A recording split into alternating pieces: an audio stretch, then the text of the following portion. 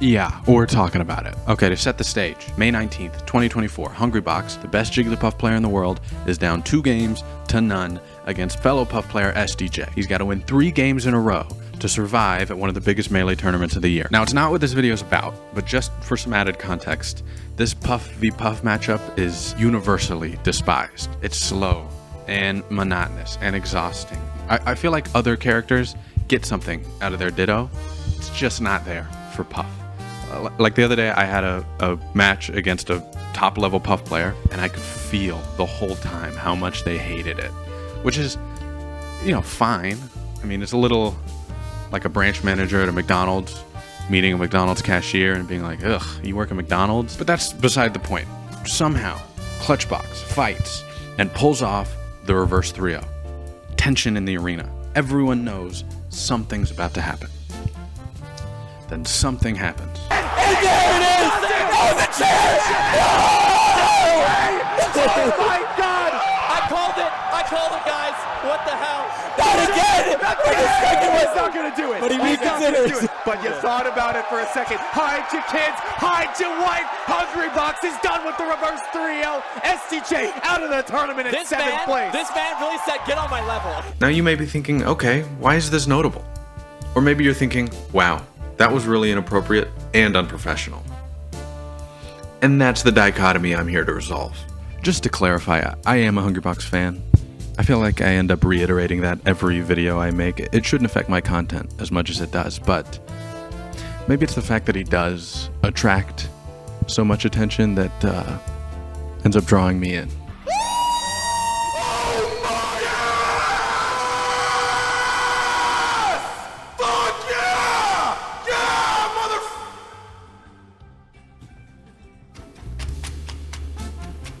So what are we talking about here, right? I mean, a competitor in a spectator sport made a spectacle. Well, I guess that just depends on your perspective on Melee, right? I mean, basketball is a spectator sport, but if you picked up a chair and threw it on the ground, you'd likely catch a technical. I mean, in today's NBA, you might get a technical for looking at a chair wrong. Sports jokes, you get it. Point being, there is a looming question underneath the surface here. What are we paying to see when we buy a ticket? On November 19th, 2004, Michael Ryan held a ticket granting him admission to see the Indiana Pacers play the Detroit Pistons. Michael Ryan calmly sat through almost the entire game. He had fantastic seats, practically courtside, close enough that it felt like you could reach out and touch the players. So close that if a player really wanted to, they could leap over a scorer's table, tackle you to the ground, and brutally assault you in mere seconds. About 3 seconds into that, I gave up on any association between Malice at the Palace and the chair throw at Toronto. I don't even know what the association would be. I guess Michael Ryan would be the chair, and obviously Ron Artest is Hungrybox.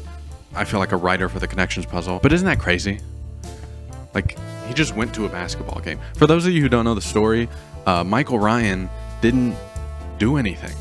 John Green, yes, that John Green, no, not that John Green, threw a beer at Ron R. Meta World Peace Test, and then when Ron rushed the stands, he just attacked Mike instead. Now, I will admit, and look, I hate to victim blame here, but just for future reference, if you're in public and someone is rushing towards you, clearly looking for someone to tackle and then punch, maybe don't raise your hand. As if to say, over here, I'm the one you'd like to tackle and then punch.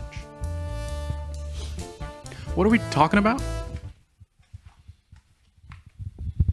Hey Connor Show, Connor here. Does Twitter matter? It's an important question. I mean, Twitter is where most of the negative discourse around the permissibility of Hungrybox's pop-off exists. At first glance, we might think Twitter does matter, right? I mean, we spend so much of our day reading tweets. But look at it this way.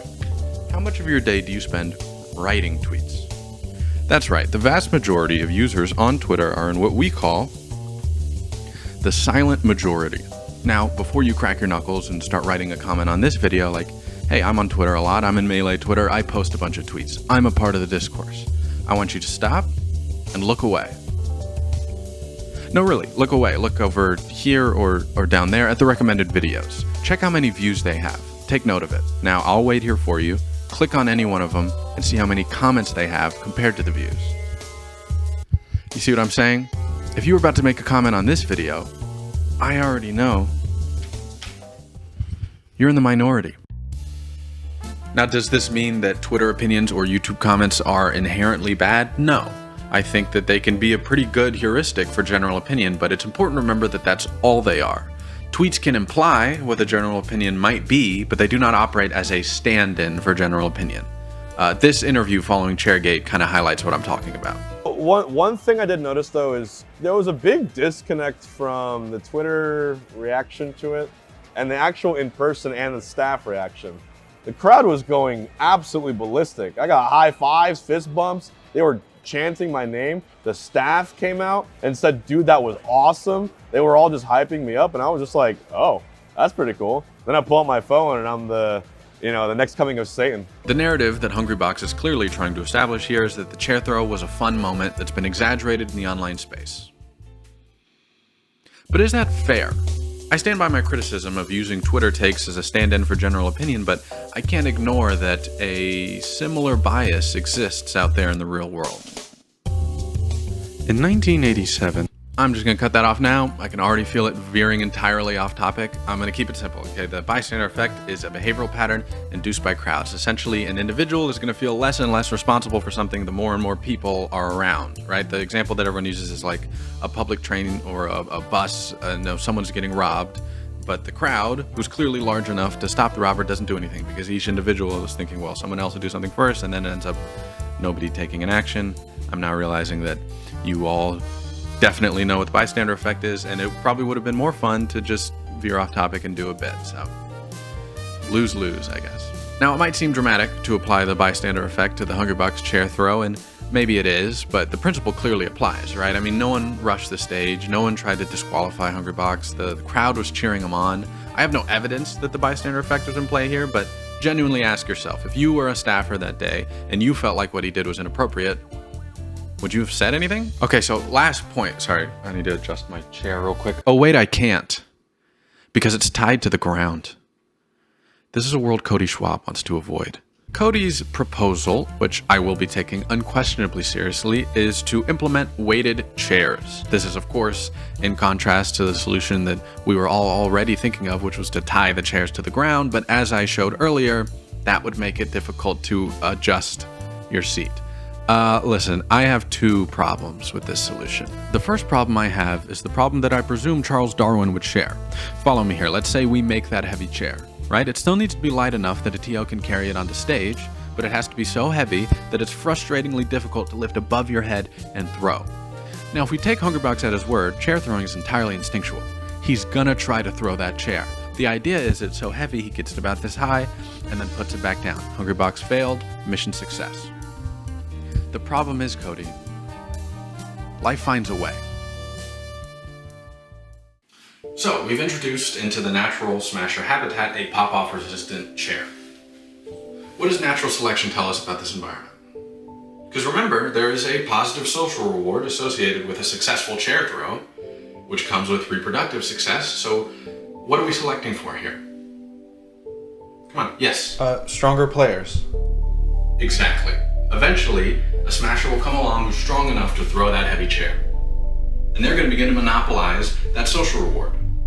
Now you can feel things kind of slipping away from us there, right? There's an imbalance in the scales. And what if I said all year that you should remember when you feel that imbalance? Come on, I say it every day.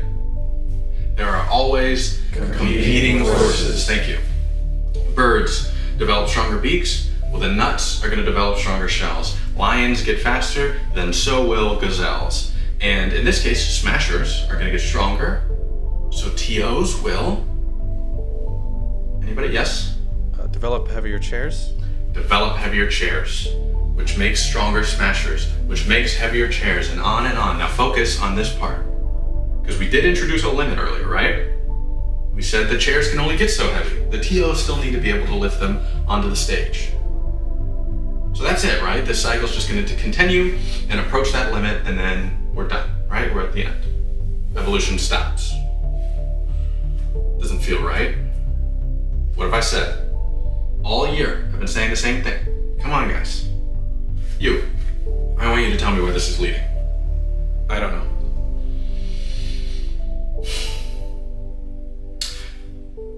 A lot of you have been struggling with this course.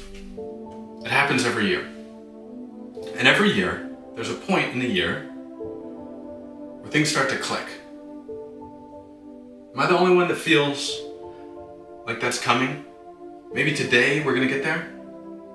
I've been saying the same thing all year. It's not complex. Tell me, what have I been saying? I don't know. I think you do.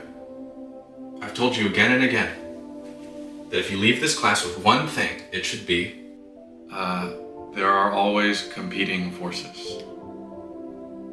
So, I guess the TOs get stronger so that they can lift the chairs. And then, the smashers get stronger again, and so the TOs get stronger, and the smashers get stronger, and the chairs get heavier, and on until every major tournament is full of superhuman monsters.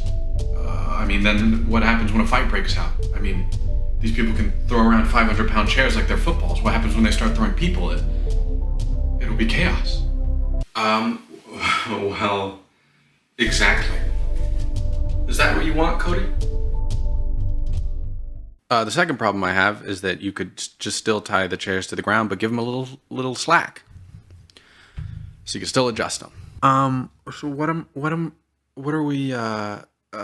Yeah, it's probably inappropriate to throw a chair. You probably shouldn't throw anything. Controller spikes are pretty normalized, but we try to avoid it.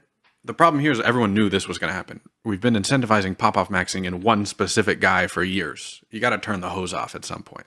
So, yeah, I think we should move on from pop-off praise.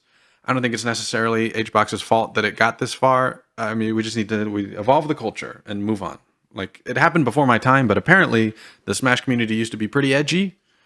And despite what some people would say, we didn't, just banish everyone who uses gamer words. There was a lot of slow nudges, and then everyone kind of got the picture over time. I think we can do the same thing with pop-offs. I have to end this video. I can already feel myself riding like a mech detour, and not now. So that's it. Yep, it's done now. That's the video. The video's over. If you enjoyed the video, please like and subscribe. My dad texted me one time. He was like, why don't you say like and subscribe at the end of your videos? Maybe that's why nobody's liking or subscribing. No, he didn't say that last part, but it felt like he did. Now, if you've seen my other videos, you probably have noticed that this is a different kind of video. I would really appreciate if you like this stuff that I make usually, or if you like this video, to comment like, hey, I like the stuff that you make usually. This one was weird and I couldn't follow it, or wow, the style of this one's really good. I think it's an improvement, because I don't even really know how I feel about it at this point. But it doesn't matter, because it's been recorded and edited and uploaded to the internet. Whoops. Okay. Thank you. Bye.